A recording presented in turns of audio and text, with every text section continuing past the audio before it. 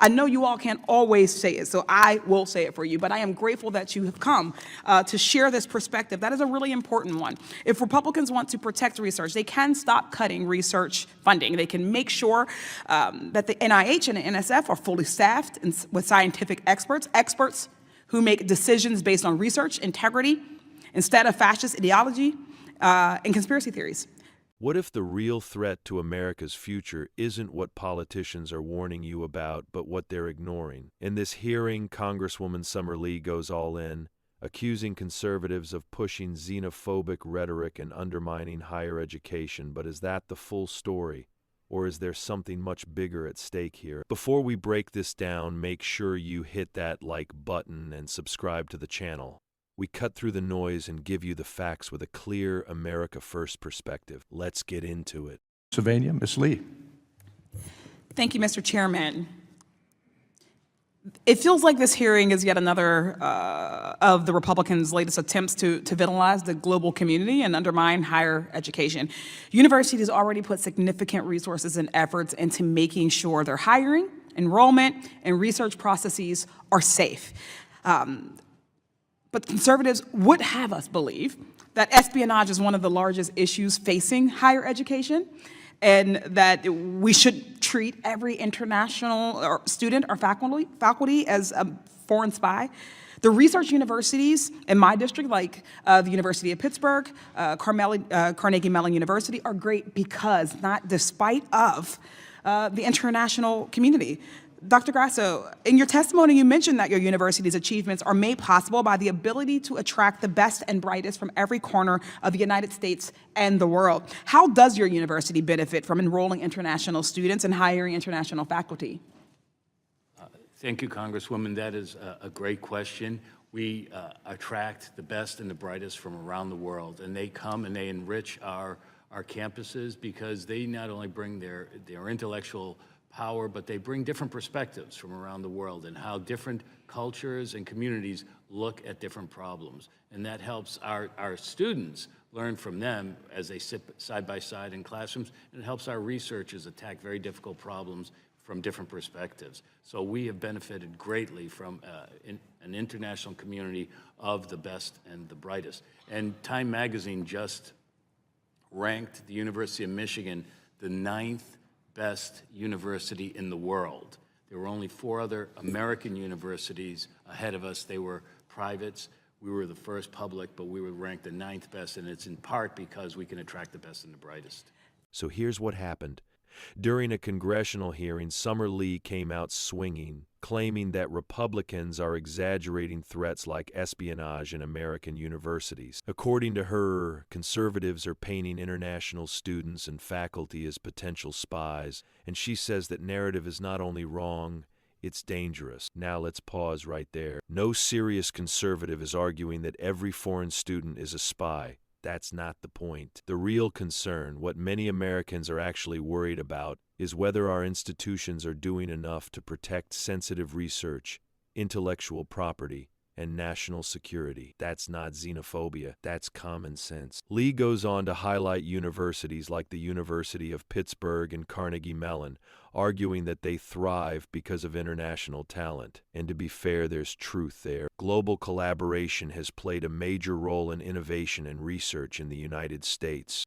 Even university officials testify that international students bring different perspectives and help solve complex problems. That's a valid point and one worth acknowledging. But here's where the debate gets real.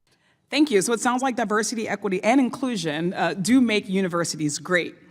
I do, and I try to be sensitive because I recognize that a lot of our university presidents who have come before our committee, they have brought some concerns about speaking out in front of or around this administration, in front of Republicans. We know that Trump has made it clear that he intends to use the full force of the federal government, including this committee, to go after some of our university presidents and our institutions. This administration threatens the existence of our higher education institutions. And perhaps, I know you all can't always say it, so I will say it for you, but I am grateful that you have come to share this perspective. That is a really important one. If Republicans want to protect research, they can stop cutting research funding. They can make sure that the NIH and the NSF are fully staffed with scientific experts who make decisions based on research, integrity, instead of fascist ideology and conspiracy theories.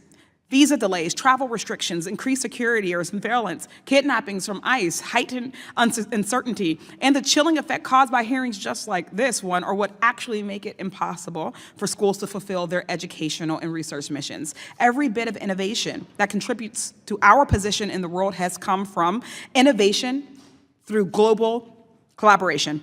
Congressman Takano mentioned it, but it bears repeating that our ability to attract the best and the brightest from all corners of this country and the world is what comprises America's soft power. It's not just what makes us globally competitive, it's what makes us globally safe. We should be proud of the fact that people all over the world want to come here, that we have built a society that people want to contribute to.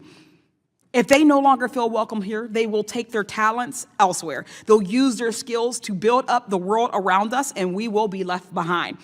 Leah suggests that concerns about espionage are overblown and that policies like visa restrictions, increased screening and oversight are harming education. But ask yourself this: in a world where geopolitical tensions are rising, where countries are actively competing with the United States in technology, AI, and defense, should we not be cautious? Because protecting American innovation isn't anti-immigrant, it's pro-America. Lee also argues that these policies are creating a chilling effect, discouraging international students from coming to the U.S. She warns that if they feel unwelcome, they'll take their talents elsewhere, and America could fall behind. That's a serious claim, but here's the flip side. A strong nation doesn't just attract talent, it protects what that talent creates. If safeguards aren't in place, we risk losing more than just students. We risk losing our competitive edge entirely. Now, she also brings up something called soft power, the idea that America's influence comes from attracting people from around the world. And again, there's some truth there. America has always been a magnet for talent. That's part of what made this country great. But soft power doesn't replace strong policy. It complements it. You can welcome the best and brightest while still enforcing rules that protect national interests. Those two things are not mutually exclusive. Then things take a sharper turn. We have an administration that does not value soft power. There does not feel there is a benefit to diplomacy, that doesn't value our country's image as helpers or aspiring peacekeepers in the world. This administration is hell-bent on making America look like a hellscape. This is the trajectory we are on.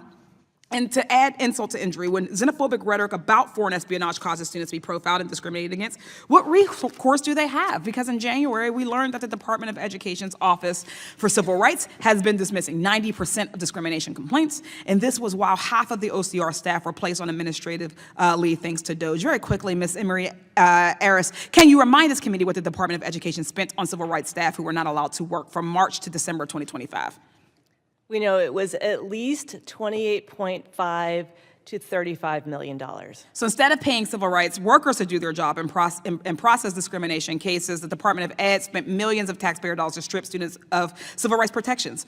We know that world-class universities and global collaborations are essential to democracy, which is, of course, what this administration is attacking in the first place. But we cannot allow for xenophobic rhetoric, can't get lost in it.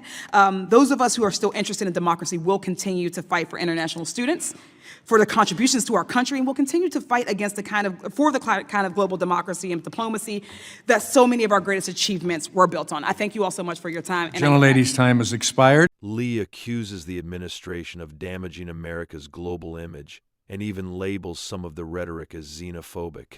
She also raises concerns about discrimination complaints, claiming that a large percentage were dismissed while millions were spent on inactive staff. Now that's an issue worth investigating because civil rights protections should apply to everyone, no question about it. But again, we have to separate two things: legitimate discrimination concerns and legitimate national security concerns. Conflating the two doesn't solve the problem, it muddies the waters. And that's what we're seeing more and more in these hearings. Strong language, big accusations, but not always a balanced conversation. Here's the bottom line. America succeeds because it attracts talent, but it survives because it protects its interests. We don't need to choose between being open and being secure. We can and should do both. Calling every security concern xenophobia shuts down real discussion, and ignoring global realities puts the country at risk. There's a middle ground here. The question is, are our leaders willing to find it? If you found this breakdown helpful, make sure you like the video and subscribe to the channel. And stick around, because in the next video, we're diving deeper into how these policies are actually impacting U.S. universities behind the scenes and what it means for America's future. You're not going to want to miss that.